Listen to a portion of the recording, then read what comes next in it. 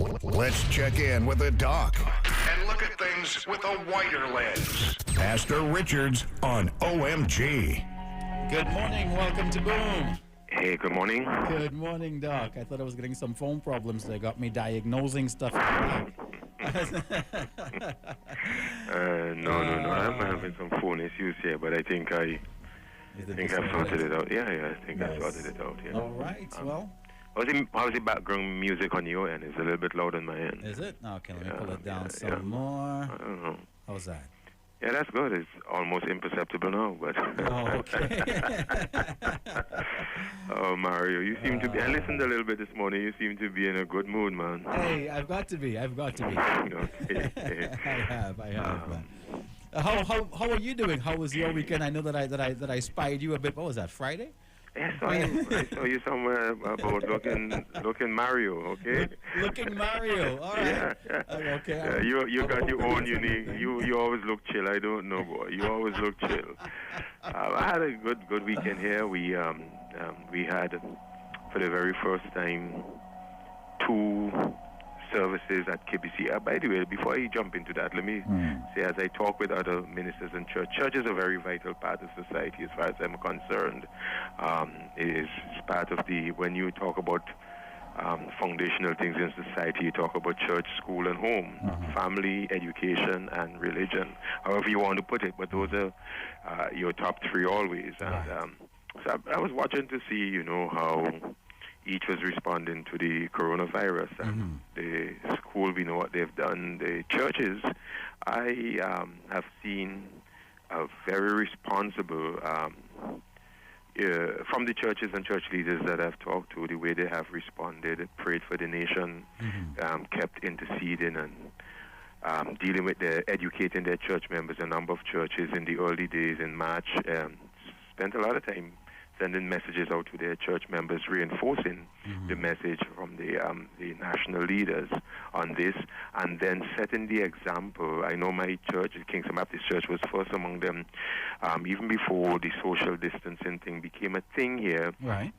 to very early move with my leaders to do certain things to be sure that there was safe distancing and all of that, and then subsequently found out that churches, some of them went to real extreme, and that's because some of the decisions were not made here, but made outside of St. Vincent and the Grenadines, and went all the way to total close down. But most of the churches had very, very limited numbers of people in their congregation, leading the way in terms of being in social responsibilities and moving their services online. So sometimes when churches might have a faux pas or something, you're quick to hear something in the news about, them churches this and them churches that. But, when churches really take the lead in social responsibility at this level, I think, sometimes put a little pause and commend the churches and say, so, good job there, good job. Exactly. Because you've seen elsewhere where, some churches just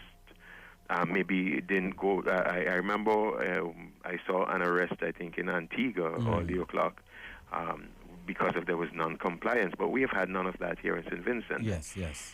But at the same time, people understand the need to, and people, as we did a lot at Kingston Baptist Church, where we did a lot of morphing our ministries, and rather than physical contact with people, finding other ways in which we can minister to people. Mario, but more and more people have been saying that there is something that is missed in the connection with a face-to-face thing. I was going to ask you about the feedback from the congregation. Yes, there's for example, some of our seniors, we hadn't seen them face-to-face for like 3 months.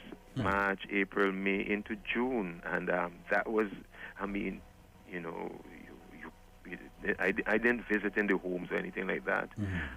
Even if I would have worn a mask, I did not, and so this is just not the way you normally would do ministry. You want to be able to visit with people. There's an interaction there. Even in counseling, I've had to do so much over the phone rather than face-to-face. So we have been morphing, and the way we do children's ministry, engaging the children online and stuff like that. So this has really been a series of change and time of change for us. But one of the things that we have had to do, again, as we accommodate, the felt need of the people. That they want to come out to meet, but at the same time, our responsibility to make sure people are safely distant and all of that. We actually even had the police come and check to see, just give us a sense of assurance that the way we pulled out many of our seats and just left, I think about, I can't even remember the number, 1/3 or thereabout on the floor, and let them see what the kind of spacing was, and they approved the way we were spaced out. Right. But as more people have been wanting to come out to services now, we realize that, man, if we don't do something, we are going to get a little bit of congestion here. So I talked to the leaders of the church, and they agreed for the very first time to move to 2 services. When I say two services, we have done that before, but we have never done a Saturday service. And we were a little bit apprehensive as to how a Saturday evening service will turn out in the cool of the day. Right. So this weekend, by the way, this is a long answer to your question, how was my weekend? So this weekend we did our very first launch of a Saturday evening service. I was pleasantly surprised at the result. Apparently, Mario, there is a particular demographic out there in our population that actually prefers to come out on a Saturday evening. Oh, okay. Yeah, they come out in their casuals. I mean, they don't have to get dressed up in, you know, I mean. They their hearts and not their garments. Yeah, they come out. And guess what? And this is the good thing, they're bringing their friends with them. Yeah, so the energy was high. This, our very first Saturday evening service, the energy was high.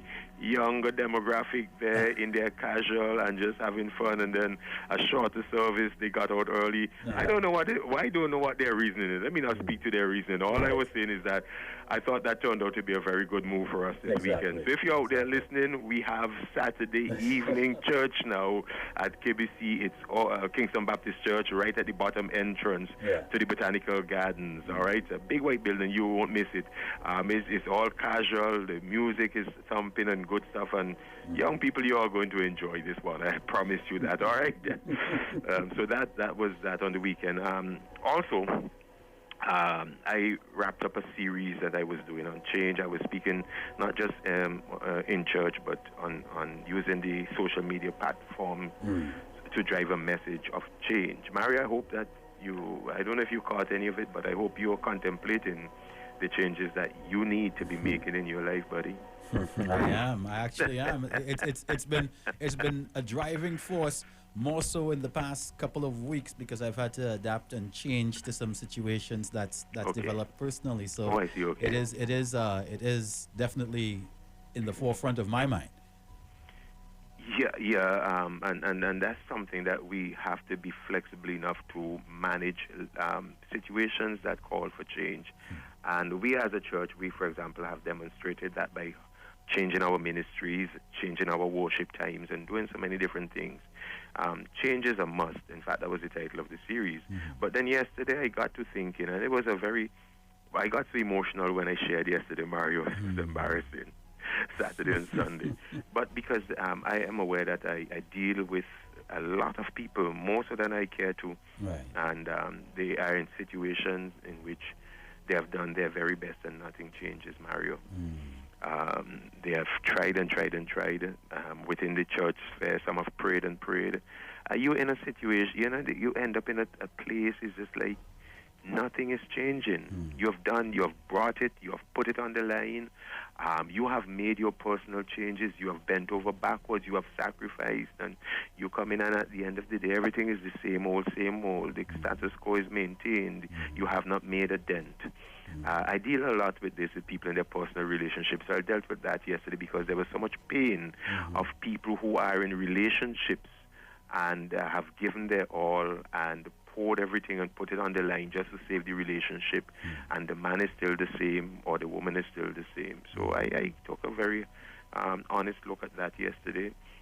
People who have teenage children, and you have done the counseling, you have done the therapy, you have done everything, and it's just still a mess. Talked about that yesterday. There was some a few tears there in the audience, and people online who followed said, "Man, that just brought me to tears." Wow. Now, here's what I'm going, because I don't have all the time in the world, and I want to touch something else. But here's what that's all right. That's all right, Doc. You can take your time. Yeah. But here's what I actually dealt with yesterday, Mario. Therefore, the way we react to things, and I say this as a counselor myself, I see the way people react to things that they can't change. Even in your workplace, Mario, not you, but in your workplace, people in their workplaces, in their relationships, and other things. I see the way you react. A lot of people just become very distant, so I dealt with that. I unpacked that from a psychological point of view. I might be saying something that actually is helping somebody listening this little commentary. You might not even know it, but I have seen, from a counselor's perspective, where people who get frustrated that they're not making a difference or they can't get the change they want around them, that they just start to withdraw, and they don't even know that they're withdrawing. They still smile, they still show up, they still punch the time card, and when I say punch the time card, metaphorically in the relationship or wherever they are, they still punch in. But they become distant, they're cold, their drive, their energy, their passion for what they're doing, it is gone. Now, some may think that is a very good reaction, but it is a toxic reaction. The second thing that I dealt with yesterday also, because I really unpacked the thing, and the reason why I unpacked it, Mario, is that I know whether in politics or in economics, loss of job, in so many different ways, people are dealing with things that they can't change. And you have to be very careful that the second thing doesn't happen to you, which I said was defeatism. You feel that you are defeated and fatigued and oh me, oh my, I can't make a difference. So you don't approach your task, you don't approach your job, you don't approach anything with a sense of, I got this, I'm going to clean it up. All right, I'm on top of this. You approach it with a attitude that it's on top of me, I can't make a difference there. So once you begin to be defeated, you think negative. You think negative about your work, you think negative about your son or your daughter, you think negative about your man, your husband or your wife, you think negative, and you bring that negative energy into the mix. Right. Just because you feel like, well, I'm not making a difference, I can't change, you bring a lot of negative energy into the mix, and that is also a very toxic thing. And the last thing I want to mention about that is worse than the first two, distance and defeatism. The thing that bothers me, and I pulled all of this material out of my counseling over the years, I have seen people become really to the point where they get to the point where there's a lot of detestation. They detest people around them. They detest people who have been there for them for years. They detest even in people in their homes and people who are significant in their lives. I deal particularly with women who have gotten to the point where they detest the man in their life because of what he has done to them over the years, and nothing they can do is making him change. I've seen mothers give up on their daughters because their daughters have gone awry, and nothing they do can bring that change, and you just write them off. You get to the places within your workplaces, Mario, people that you have worked with before, you get this sense of, man, it's just like, and you don't even know that you are beginning to develop a detestation for people.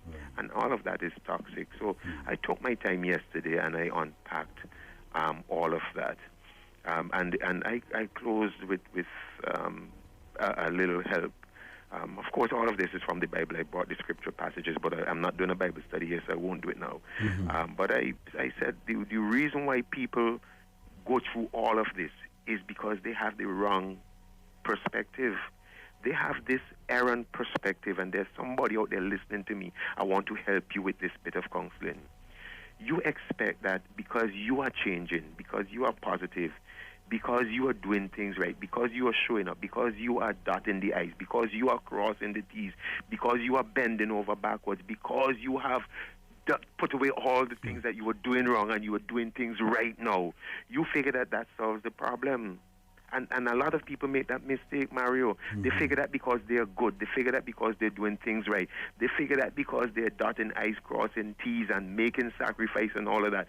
They figure that will get people around them to do better and get people around them to change. And one of the things that you realize, and I said it yesterday, man, you can change you, but get this in your head. You can never, Mario, you can never change people around you. Exactly. Furthermore, you are not even responsible for their change. A lot of the times I am counseling the way people beat up themselves because they think they have done so much and therefore the other person should have changed, and they feel a sense of defeat. But you never, ever were responsible to make the person next to you change. The person sitting in the day up, the person that in your workplace who is unfriendly, or your boss who can't get things right. You are frustrated you're frustrated to no ends with your boss. He just, and no matter how much you explain and say things to him, and you figure, well, I've done my best, but you feel defeated because you're not responsible for changing him. He is he, you are you. And people have this messed up view of things that they're failing because, boy, I've done all and I can't make him to change. You are not. Two things. You can't make other people change. You are not responsible. So don't hold yourself culpable. Don't beat up on yourself, whether in your relationships, in your work, or whatever. Don't do that. You can't make people change. So I ended there with something that came out of the book of Corinthians yesterday. I said, look, Paul had a thorn in the flesh, and it was a mess. And he prayed, and he just pleaded, and he's like, it needs to go away. And I bet there are people out there listening to me who have things in when their work environment is not right, it has to go away. In their money situation, health situation, where you're like, this ain't right, this is messing up the work, it's got to go. All right, in relationship, this ain't. But you have prayed, you have cried, you have tried, and nothing is changing. What do you do? And from 2 Corinthians chapter 12 and verse 10, Paul just got to the point where he says, you know what? I've got to learn to accept. Meaning, in the sense that he was resigning himself to, it's out of my hand. So I can't do and dwell on something that was out of my hand. The good thing for Paul, which some people have but others don't have, the good thing for Paul, when he said it is out of my hands, he was saying, but I'm leaving it in the hand of someone who is far more capable than I am. And in his case, because of his faith in God, he's saying, it's out of my hands now, I cool with that. I'm just going to put it in God's hands because he's better at that.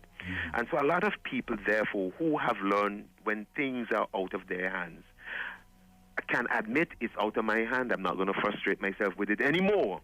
I'm letting it go, and I'm leaving it in God's hands. A lot of people have found that to be very therapeutic. So what I have learned to do, let me finish this up. What I've learned to do is do things that I can't change. I don't frustrate myself over it. I let it go out of my hands, and I leave it in the hands of God. People I can't change, I'm not going to frustrate myself over it. I'm just going to let them go out of my hands and leave them in the hands of God. I thought that was really good advice from Paul. I shared that with my people yesterday, and a lot of them found it helpful because they said, look, a lot of messages came in yesterday evening. They said, Pastor, I was fighting up. I fight up with this man for so long. I fight up with this situation for so long. I've been agonizing over this child for so long, and it's killing me. It's robbing me of my joy. But what you said there yesterday, man, I'm just going to realize that I can't make this change for them. I'm going to leave them in the hands of God. And so I dealt with that yesterday. Mario, I will have to save the other thing for tomorrow.